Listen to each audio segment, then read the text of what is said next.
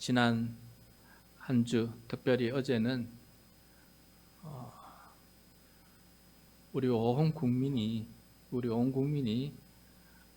참 역사에 다시 한번 이런 모습을 볼까 할 정도로 우리 대한민국 역사에 큰 획을 긋는 그런 사건이 있었습니다. 여러분도 아시겠지만은 어제 윤석열 대통령이 우리의 손으로 기도하며 뽑았던, 우리의 지도자로 뽑았던 그 대통령을 다시 우리의 손으로 탄핵을 하게 되었습니다. 탄핵 사유는 내란 행위, 불법 계엄을 선포하고 또 계엄군과 경찰을 통해서 무력으로, 폭력으로 국회 기능을 저지하고 여러 사람들을 불법으로 체포, 감금하려고 시도했던 것입니다. 그래서 국가를 혼돈과 경랑 속에 빠지게 했던 그 죄를 물어서 이번에 탄핵을 하게 되었습니다. 탄핵을 할 수 있었던 힘은 어디에서 나왔느냐? 바로 또 국민의 손에서 나왔습니다. 비폭력으로 그들은 저항했고 비폭력으로 시위를 통해서 시민은 이번에 폭력을 일삼는 대통령을 그 자리에서 직무를 해제하게 만들었어요. 제가 8살 때 초등학교 1학년 때였습니다. 처음으로 계엄이라는 것을 알게 되었어요. 그런데 그때는 경상도 경주에 살았기 때문에 광주에서 일어난 일을 알 길도 없었고 나중에 중학교, 고등학교 가서야 그 계엄이 있었다는 사실을 알게 되었어요. 철저히 비밀로 붙였던 것 같아요. 특히 경상도 사람들은 그 빨갱이 새끼들 하면서 그 빨갱이들 잘 죽었다 이렇게 할 정도로 그렇게 듣고 살았어요. 그런데 중학교, 고등학교 역사 선생님이 조금씩 진리를 가르쳐 주셨어요. 그것은 그 계엄은 불법이었다라는 것을 가르쳐 주셨어요. 그리고 나중에 보니까 그 대통령, 여러분 전두환 대통령이죠. 결국은 법의 심판을 받고 형벌을 받지 않았습니까? 이번에도 이 계엄에 이번에 실패했기 때문에 대통령 직분을 도중에 그만두고 내려오는 그런 모습을 우리가 지금 지켜보고 있습니다. 이번에도 법이 무엇을 잘못했는지 심판하게 될 것입니다. 저는 불법 계엄 이렇게 두 번을 내 살아있는 생전에 두 번을 경험하면서 나라의 폭력이 군부가 국민을 다스리는 이런 끔찍한 일들을 경험하면서 다시는 이런 불법 계엄을 통해서 허용되어도 안 되었지만은 용서치 않는 우리 국민이 되어야 된다라는 것을 생각해 보게 되었어요. 이런 아픔과 고난을 통해서 특히 이번에 젊은 세대들이 많은 것을 보게 된 것 같아요. 세월호 사건을 통해서 자기 또래들이 죽어가고 이태원 걸거리에서 자기 또래들이 죽어가면서 정말 안전한 나라, 내 생명이 보호받을 수 있는 나라, 평화로운 나라, 정의로운 나라 살고 싶은 그 열망이 이번에 우리 젊은이들에게 크게 다가왔던 것 같아요. 그래서 미래가 저는 밝다 생각됩니다. 다시는 이런 일이 없는 민주주의가 이루어지고 정의롭고 평화로운 우리 대한민국을 만들어 갈 수 있을 것이다 하는 소망도 이번에 가지게 되었습니다. 여러분, 우리 기도합시다. 이 나라가 정말 정의롭고 평화로운 나라가 되어서 다시는 내란이나 전쟁 같은 거는 없게 하셔서 우리 모두 다 평화롭게 안정되게 두 다리 다 펴고 그렇게 잠잘 수 있도록 그런 나라가 되게 해달라고 우리 모두 함께 기도하면 좋겠습니다. 온 세상의 평화의 왕으로 오신 예수 그리스도, 우리 성찬절을 기다리고 있는데 예수님은 폭력이 일삼는 시대, 로마 제국의 식민지 시대에 오셔서 그들에게 폭력을 당하고 정치범으로 십자가에 달려 돌아가셨습니다. 그런데 그까지 비폭력을 통해서 우리 모두를 구원하시고 우리 모두에게 참 평안이 무엇인지를 가르쳐 주시기 위해서 자기 자신을 다 드리고 찢기고 상한 몸을 통해서 우리에게 필요한 것은 평화다, 그리고 용서다라는 것을 가르쳐 주신 것을 우리가 잘 알고 있습니다. 그래서 이 대림절을 보내면서 예수 그리스도의 그 평화와 예수 그리스도의 그 정의와 그 사랑이 다시금 우리 모두에게 또 이 땅 위에 가득 넘치시기를 그렇게 기도하면서 이 대림절을 맞이하고 또 성탄절을 맞이할 수 있는 우리 모두가 될 수 있기를 간절히 소원합니다. 오늘은 선지자 호세아의 말씀, 아모스의 말씀을 계속해서 살펴보겠습니다. 오늘 말씀은 아모스가 환상을 다섯 개의 환상을 보게 되었어요. 그 중에 앞에 3개의 환상을 우리들에게 보여주는 말씀이 되겠습니다. 이 3개의 환상을 통해서 아모스는 그 북이스라엘에게 무엇을 전달하고 싶었는지, 무엇을 말하고 싶었는지, 하나님의 뜻과 마음이 무엇인지를 전달해 주고 있습니다. 그래서 이 환상의 말씀을 통해서 이 말씀을 듣는 저와 여러분에게는 무슨 말씀을 하시는지를 오늘 경청할 수 있는 귀한 시간 될 수 있기를 바랍니다. 네, 먼저 첫 번째 환상을 한번 보도록 하겠습니다. 1절 말씀입니다. 1절 말씀 시작. 주 여호와께서 내게 보이신 것이 이러하니라. 왕이 풀을 벤 후 풀이 다시 움돋기 시작할 때에 주께서 메뚜기를 지으시매. 자, 주 여호와 하나님께서 아모스에게 보여주신 것이 있는데 이런 것을 보여주셨어요. 이런 것이 있다고 너는 가서 북이스라엘의 왕과 지도자들과 백성들에게 알려주라 하면서 하나님께서 보여주신 것인데, 그게 뭐냐? 왕이 풀을 베었다라는 것은, 여러분 여기서 풀은 모든 것을 대표하는 단어예요. 그러니까 농작물이죠. 모든 그런 추수할 때 먼저 왕에게 바칠 세금을 먼저 거둬들이는 거예요. 그래서 먼저 그것을 다 1차적으로 풀을 베어서 먼저 왕에게 세금을 바쳐요. 자, 그 다음에 움이 돋는 것, 그 다음에 남아있는 것이 바로 백성의 양식이에요. 이걸 먹고 이제 살아야 되는 거예요. 이걸 먹고 살아야 되는 거예요. 그런데 이 두 번째 풀이 움돋기 시작할 때 하나님께서, 주님께서 무엇을 만드시느냐? 메뚜기를 만드세요. 메뚜기 떼를 몰고 오시는 거예요. 메뚜기 떼를 몰고 오시는 거예요. 이 메뚜기 떼가 무엇을 할까? 2절입니다. 2절 시작. 메뚜기가 땅의 풀을 다 먹은지라. 내가 이르되 주 여호와여 청하건대 사하소서. 야곱이 미약하오니 어떻게 서리까 하매. 자, 메뚜기 떼가 백성이 먹어야 할 양식을 지가 다 먹어버립니다. 황폐화시켜버려요. 기근이에요. 먹을 수 없어요. 굶어 죽을 판이에요.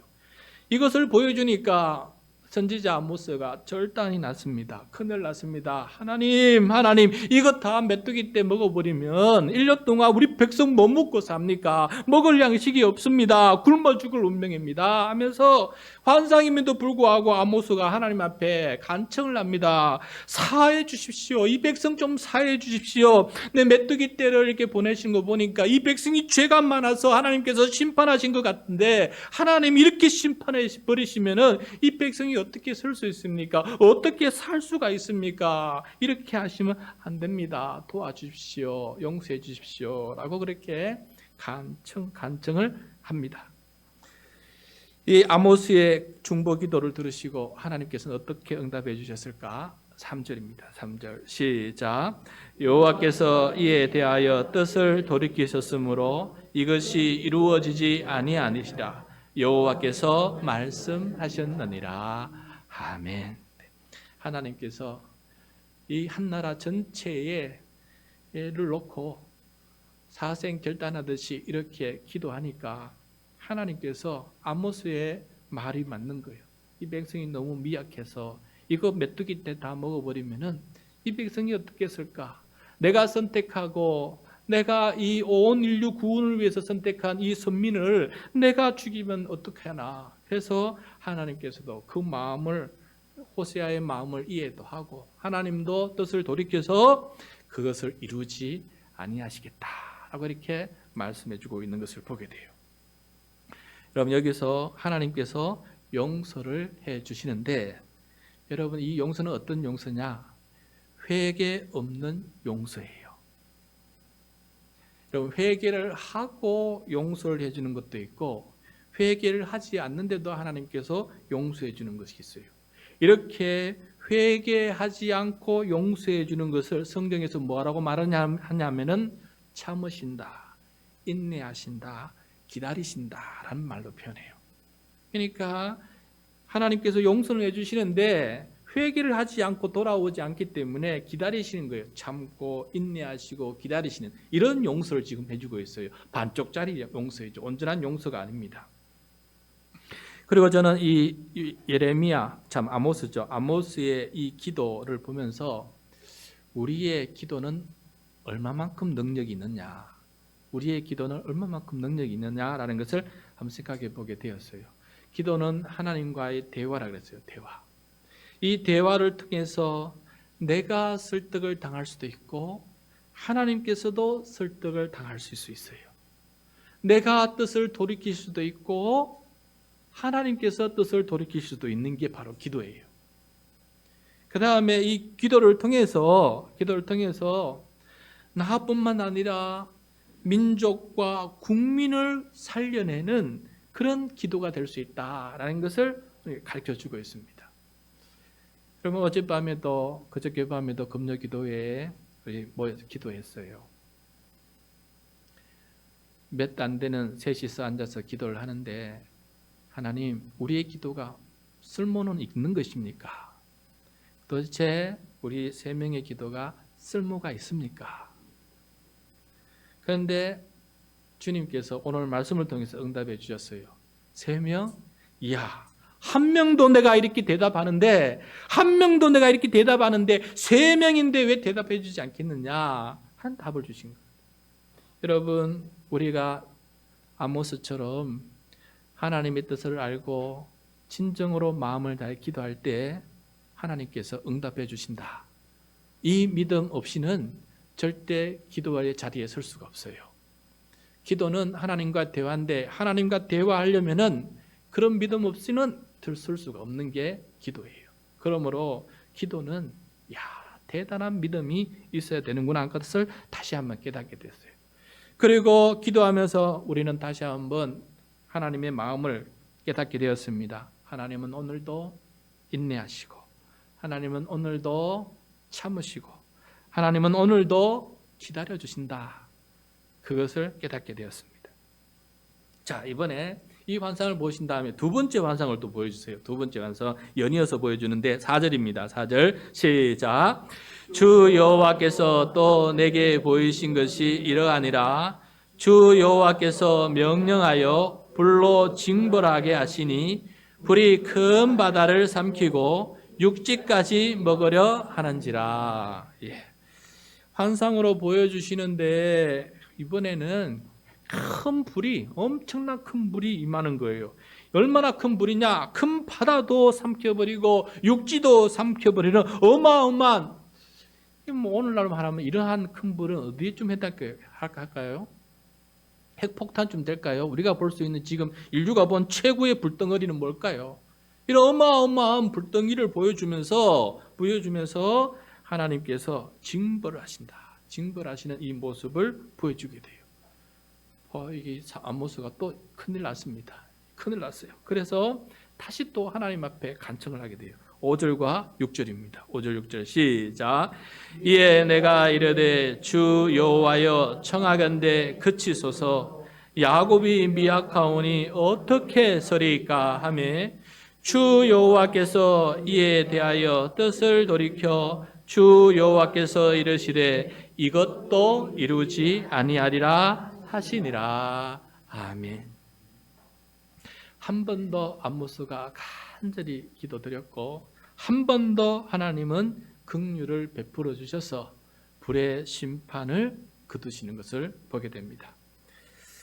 아모스는 이스라엘이 미약하기 때문에 긍휼한 마음으로 분노를 참고 한 번 더 이렇게 기도하고 있고 하나님께서도 아모스의 중보기도 때문에 긍휼한 마음으로 역시 분노를 참고 다시 한번 기회를 주고 계시는 것을 보게 됩니다.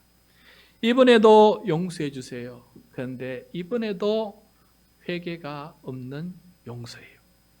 노하기를 더디하시는 하나님의 오래 참으심과 인내하심과 기다리심을 우리들에게 보여주고 있습니다. 여러분, 우리가 자녀를 키우거나 혹은 부부 생활을 하거나 혹은 가까운 사람들과 함께 살아갈 때 어떻습니까? 여러분, 한번 용서해 본 적 있습니까? 한 번 용서해줘도 안 되고, 두 번 용서해줘도 안 되고, 계속 인내와 참음과 기다림을 요할 때가 있어요. 이건 또 반대로 마찬가지예요. 얼마나 나를 또 용서해주고, 얼마나 나를 또 참아주고, 얼마나 나를 또 기다려줄까. 그래서 관계가 아직 파탄이 이르지 않고 살아가고 있는 거 아니겠습니까? 이 모습을 보면서 우리의 모습을 그대로 보여주고 있는데, 희망은 기도하는 사람이었다는 거예요. 기도하는 사람. 아모스가 엎드려서 기도하기 때문에, 아모스 자기도 잘못 있는 죄인이었어요. 그렇지만은 엎드려 기도하니까 이런 역사, 두 번에 걸쳐서 오래 참음과 인내와 기다림이 있더라. 여러분, 기도의 자리에 나오시기 바랍니다. 기도하시기 바랍니다. 우리의 분노를 삭히고 사랑을 꽃피울 수 있는 길은 하나님 앞에 기도하는 길이다. 그리고 중보 기도해 주는 것이다. 그게 바로 사는 길이다 라는 것을 다시 한번 보여주고 있습니다. 자, 이제 두 번째 환상을 지어서 세 번째 환상이에요. 세 번째 환상 아모스에게 보여주는데 7절입니다. 7절 시작. 또 내게 보이신 것이 이러하니라. 다림줄을 가지고 쌓은 담 곁에 주께서 손에 다림줄을 잡고 서셨더니. 자, 이번에 보여주시는 것은 메뚜기도 아니고 또 불도 아니고 뭔가 심판의 도구가 아닌 것 같아요. 보여주신 것은 다름 아니라 다림줄이에요. 다림줄. 여러분, 이게 성경에서나 이렇게 읽어보는 말이지, 이거 건축자 아니면 다림줄이 뭔 말인지 우리 모르지 않습니까? 그래서 이번에 새로 번역된 새한글 성경을 보니까 이 다림줄을 수직추라고 번역해요. 수직추. 그러니까 쉽게 말하면은 이 수직을 측정하는 추예요. 밑에 쇳덩어리 조그만한 거를 달아놔요. 그리고 실을 위로 쭉 길게 떨어뜨려요. 위에서 딱 잡고 있으면은 중력에 의해서 이게 수직으로 딱 줄이 펼쳐지지 않습니까? 그럼 이게 뭐냐? 담을 쌓을 때, 벽을 쌓을 때, 건축을 할 때 위에다 이걸 당겨놔요, 줄을. 그러면서 벽돌을 하나씩 쌓아 나갈 때 똑바로 올곧게 위로 쫙 세워질 수 있도록 만들어준 기준이 바로 이 다림줄이라는 거예요. 이 다림줄을 쳐놓고 그렇게 벽돌을 쌓고 그렇게 건물을 세워 나가는 거예요. 옛날부터 내려온 지혜예요, 지혜.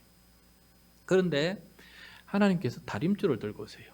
다림줄을 들고 오셔서 그것을 붙잡고 계시는 거예요. 다림줄을 딱 붙잡고 계시는 거예요. 이게 뭔 뜻일까?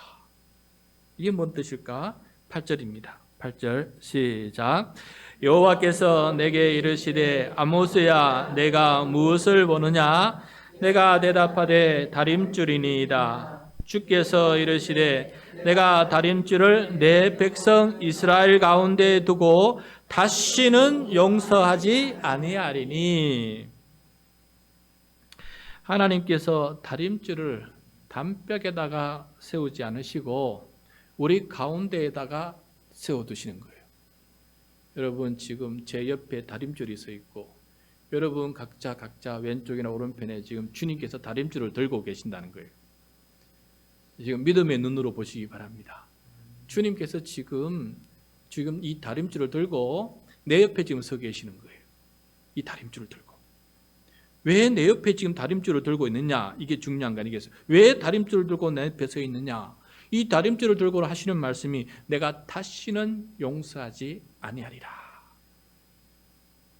이번에는 참음심도 인내도 기다림도 없습니다.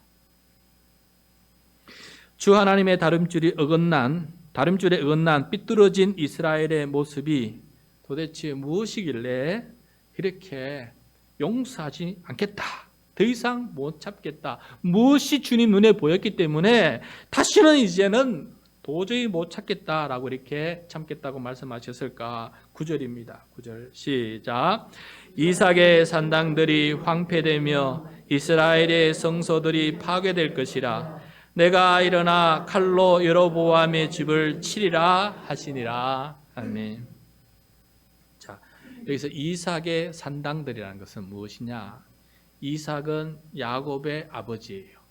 야곱의 이름이 나중에 이스라엘로 바뀌어요. 그러니까 이스라엘 민족의 조상이기 때문에 이삭하면 이스라엘 전체를 뜻하는 말이에요. 그래서 이삭의 산당들이라는 것은 이스라엘 백성들이 만들어 놓은 산당들을 말해요. 이게 무슨 산당들입니까? 우상을 숭배하는 신전이에요. 바알 신전, 아세라 신전, 수만 가지 신전들을 섬기는 그 산에 세워놓은 그 신전이 바로 우상 숭배 신전이 바로 이 산당들이라는 거예요. 하나님께서 이것 전부 다 황폐하게 만들어 볼 것이다 라고 말씀하고 있어요. 다시 말해서 왜 아직까지도 우상을 숭배하고 있느냐? 왜 이거 한번 해결하지 못하느냐? 왜 이거 한번 회개하고 다 치우지 못하고 내 앞에 아직도 우상을 두고 섬기고 살아가고 있느냐? 더는 못 참겠다라는 것이에요. 두 번째, 이스라엘의 성소들이 파괴될 것이다. 자, 북이스라엘의 성소가 있었어요. 북이스라엘과 남유다가 갈라진 다음에 성소는 원래 남유다의 예루살렘의 성소가 딱 하나 있었어요. 이것만이 하나님께서 지으라 한 성소예요. 그런데 나라가 두 쪽이 되니까 북쪽의 사람들이 남쪽까지 내려와서 예배드리면 북쪽 사람들이 남쪽 왕의 이름에 따르고 나중에는 북쪽 왕이 칼에 맞아 죽을까 싶어서 북쪽에도 예루살렘 성전과 같은 성소를 만들어 놓은 거예요. 어디에? 단과 베델에 만들어 놓은 거예요. 그래서 거기에 만들어 놓고 다시는 예루살렘 성전에 가서 예배드리지 말고 여기서 예배드리라 하면서 성전을 만들어 놨는데 거기는 제사장이 없어요. 그런데 제사장이 아닌 평민을 아무나 자원한 사람 누구나 다 제사장 삼아가지고 자기 멋대로 제사를 드리고 있는 거예요. 여러분, 성소라 하나님을 예배하는 성소라 하지만은 자기 멋대로 드리는 예배는 하나님께서 기뻐하지 않는 거예요. 내가 이 정도 예배 드리면 하나님 받으시겠지, 그런 생각으로 내 마음대로 예배 드리는 게 하나님 앞에 바른 모습이 아니다는 거예요. 우리가 지난 코로나 3년 동안 코로나 때문에 이웃을 사랑하는 마음에 현장에 나와서 드리지 않고 각자 집에서 어떤 사람은 잠옷바람으로 침대에 누워서 핸드폰에 뺏겨놓고 누워가면서 음식 먹어가면서 헌금도 준비하지 않고 준비되지 않은 상태에서 대충 예배드리다가 옆에서 얘기하고 뭐 저기 빨래 돌아가는 소리 들고 부엌에 밥 돌아가는 소리 듣고 오만 것 다 하면서 그렇게 예배드리면서 하나님 어쩔 수 없지 않습니까? 라고 그랬어요. 그렇게 어쩔 수 없이 예배드리는 그런 모습이 하나님께서 기뻐하시겠느냐라는 거예요. 그런 예배를 기뻐하시겠느냐?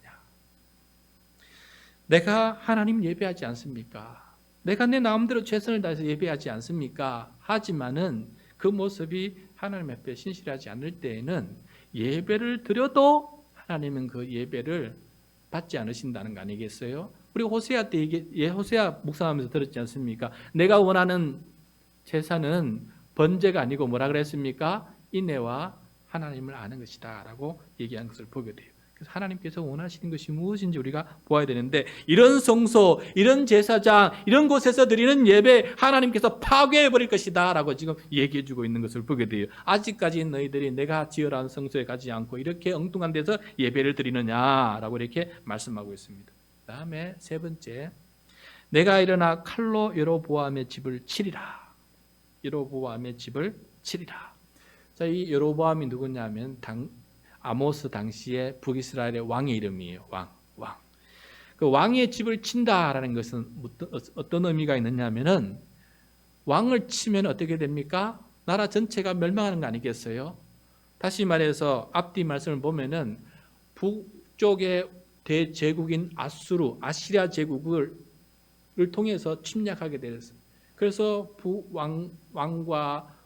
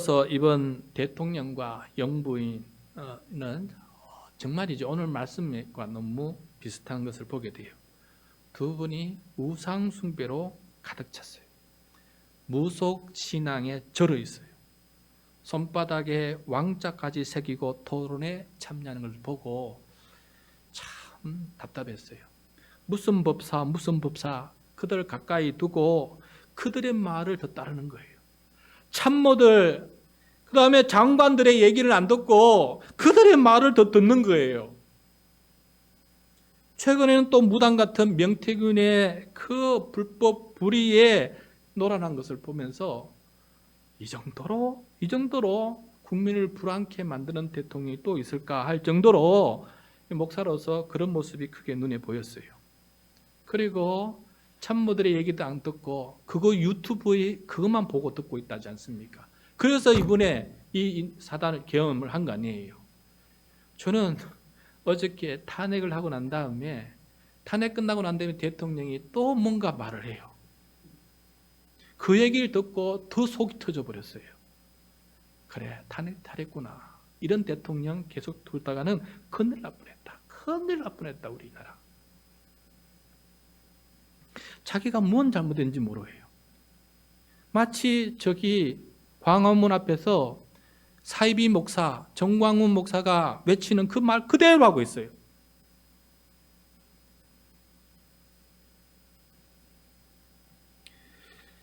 민주주의 국가의 이 정의로운 통치를 저버린 그 모습 앞에 하나님께서 이번에 참지 않으신 거예요. 국민도 참지 못했지만은 하나님도 다림줄을 내려놓으시고 대통령 옆에 다림줄을 놓으시고 넌 너무 기울어졌어. 너 이제 너무 기울어져서 이제 무너질 때가 됐어. 너는 지금 바벨탑을 쌓고 있었어. 하나님께서 원하시는 그런 성전을 지는 것이 아니라 너는 바벨탑을 세우고 있었어 라고 말씀하시는 것 같았습니다. 여전히 회개 없는 그런 모습 속에 살아가고 있어요. 여러분, 선지자 아모스가 이렇게 말했습니다. 오늘 말씀 뒤에 있는 8장인데 8장 11절 말씀이에요. 우리 화면을 보면서 같이 한번 읽도록 하겠습니다. 시작.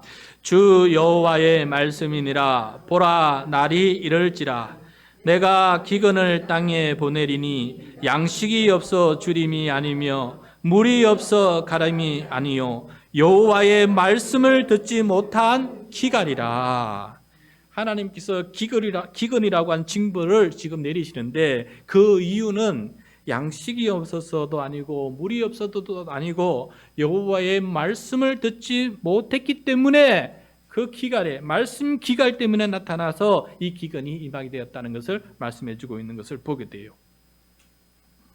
하나님께서 내리신 다림줄은 다름 아니라 하나님의 말씀을 상징합니다.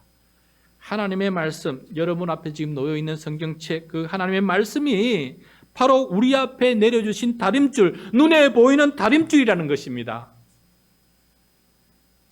눈에 보이지 않는 환상 중에 보여주는 그 다림줄이 바로 눈에 보이는 것으로 성경책이 바로 하나님의 말씀이 바로 우리 인생의 다림줄이라는 것이에요. 여러분, 내 인생을 이끌어가는 게 무엇입니까? 아버지의 말씀이에요? 혹은 친구의 번면이에요? 세상 성공담입니까? 아니면 내 안에 있는 욕심입니까? 무엇이 내 삶을 지금 세워나가고 있습니까? 그런데 오늘 말씀에 보면은 하나님의 말씀, 천지를 지으시고 우리를 구원하시고 장차 다시 오셔서 우리를 심판하실 예수 그리스도께서 우리 인생의 진정한 다림줄은 하나님의 말씀이다. 이 말씀의 기근에 빠지면은 우리 인생은 허튼 길로 갈 수밖에 없다라는 것을 말씀해 주고 있습니다. 여러분, 우리 하나님의 말씀을 가까이 할 수 있기를 바랍니다. 말씀의 기근이 일어나면은 내가 무엇을 모르는지 알 수가 없는 그런 상태에 빠지게 돼요. 마치 윤 대통령처럼 자기가 무엇을 지금 잘못하고 있는지도 모르고 나는 잘한다, 나는 너무 잘한다, 나는 너무 잘한다라고 이렇게 얘기하는 사람으로 바뀌어지게 돼요. 여러분, 대통령 지분이 탄핵을 당하는 모습을 보면서 우리도 마찬가지다. 우리는 성도라는 직분을 얻었어요. 죄인인데 예수 그리스도의 속량으로 말미암아 거룩한 성도라는 직분을 얻었어요. 우리 중엔 또 집사, 권사, 목사라는 직분을 받았어요. 여러분, 하나님 앞에 탄핵 당할 수도 있어요. 우리가 하나님의 다림줄 앞에 말씀 앞에 바르게 살지 못하면은 내 주변의 사람들이 나를 욕해요. 1차 탄핵이에요. 두 번째, 주님께서도 2차 탄핵을 하시죠. 하나님 앞에 바르게 살아가는 그런 모습을 어디에다가 물어보겠습니까? 하나님의 말씀을 읽으면서 내가 이렇게 잘못 살았구나. 내가 이게 지금 잘 살고 있구나. 그 기준을 늘 듣고 따라갈 때만이 우리가 하나님 앞에 올바른 그리스도인의 모습으로 살아갈 줄 믿습니다. 바벨탑 쌓지 말고 진정한 주님 앞에 온전한 인생을 쌓아 나가는 우리 모두가 되기를 바랍니다.